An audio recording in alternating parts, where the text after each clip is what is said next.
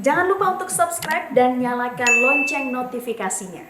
Tim penyidik Barreskrim Polri hari ini dijadwalkan melakukan pemeriksaan terhadap jaksa Pinangki Sina Malasari di kantor Kejaksaan Agung. Sebelumnya pihak Barreskrim Polri telah meminta izin kepada Jaksa Agung, yaitu Sanitiar Burhanuddin, untuk melakukan pemeriksaan terhadap Pinangki. Kita bergabung bersama dengan Reno Reksa langsung dari kantor Kejaksaan Agung Jakarta. Reno, apakah Jaksa Pinangki dan penyidik Barreskrim sudah tiba di gedung Kejaksaan Agung? Robert, sampai dengan saat ini kami para awak media masih belum melihat tanda kedatangan dari Jaksa Pinangki Sirna Malasari maupun juga dari pihak penyidik dari Barreskrim Polri di Jampitsus Kejaksaan Agung Republik Indonesia. Karena memang sebelumnya kemarin pihak kepolisian menyampaikan bahwa sudah menyampaikan permintaan izin kepada Kejaksaan Agung Republik Indonesia dan sudah diberikan izin untuk memeriksa Jaksa Pinangki.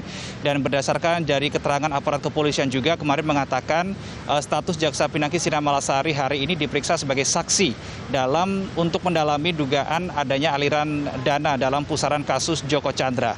Namun kalau kita melihat nama Jaksa Pinangki ini bukan pertama kali disebut atau terdengar dalam pusaran kasus Joko Chandra, karena memang sebelumnya pihak Kejaksaan Agung Republik Indonesia sudah melakukan pemeriksaan internal terhadap Jaksa Pinangki tersebut. Karena memang kalau berdasarkan foto yang beredar viral di media sosial menunjukkan pada saat itu Jaksa Pinangki berfoto bersama dengan Joko Chandra dengan Anita Kolopaking. Kemudian pada tanggal 29 Juli 2020 muncul surat keputusan mencopot Jaksa Pinangki dari jabatannya, di mana surat ini ditandatangani langsung oleh Wakil Ketua Jaksa Agung Republik Indonesia. Kemudian bidang atau Jamwas ini melimpahkan kasus tersebut ke Jampitsus untuk kemudian dilakukan penelaahan kembali, dan hasilnya pada tanggal 10 Agustus ini diperiksa, didalami oleh Jampitsus Kejaksaan Agung Republik Indonesia, dan pada tanggal 11 Agustus Jaksa Pinangki resmi dinyatakan sebagai tersangka oleh Jampitsus Kejaksaan Agung Republik Indonesia. Ada beberapa hal yang melandasi, salah satu utamanya adalah karena memang diduga Jaksa Pinangki ini menerima aliran dana sebesar 500.000 US dollar atau setara dengan sekitar kurang lebih 7 miliar rupiah, dan ini diduga untuk terkait dengan memuluskan permohonan PK yang diajukan Joko Chandra di Pengadilan Negeri Jakarta Selatan pada tanggal 8 Juni 2020. Kemudian pada tanggal 11 Agustus pula Jaksa Pinangki sudah dilakukan penangkapan tanpa ada perlawanan dan dilakukan penahanan secara langsung di Rutan Salemba Cabang Kejaksaan Agung selama 20 hari terhitung dari tanggal 11 sampai dengan 31 Agustus 2020.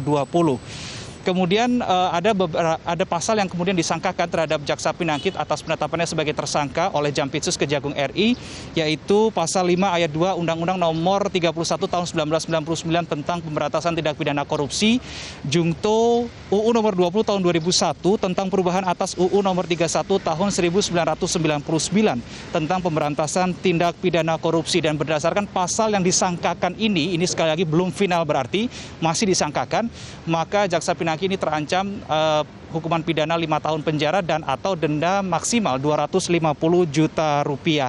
Sebelumnya kemarin pada tanggal 27 Agustus, Robert, Jampitsus ini juga sudah memeriksa Joko Chandra statusnya sebagai saksi. Dan hari ini giliran Jaksa Pinangki yang diperiksa oleh aparat kepolisian di Kejaksaan Agung Republik Indonesia statusnya juga sebagai saksi. Dan kalau kita melihat bahwa beberapa kasus dalam pusaran Joko Chandra ini ada 3 yang kami pantau, yang kami catat. Yang pertama adalah dugaan gratifikasi untuk penghapusan red notice yang sejauh ini sudah ada 4 nama tersangka yang muncul di situ.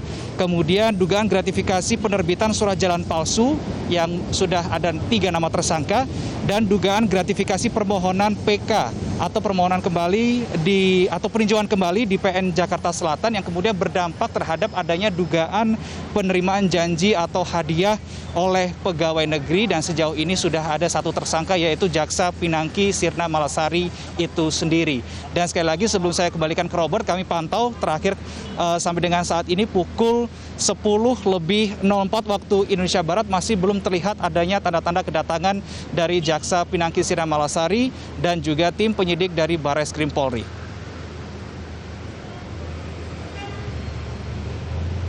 Sementara demikian, Robert, informasi yang dapat kami sampaikan. Kembali ke Anda di studio.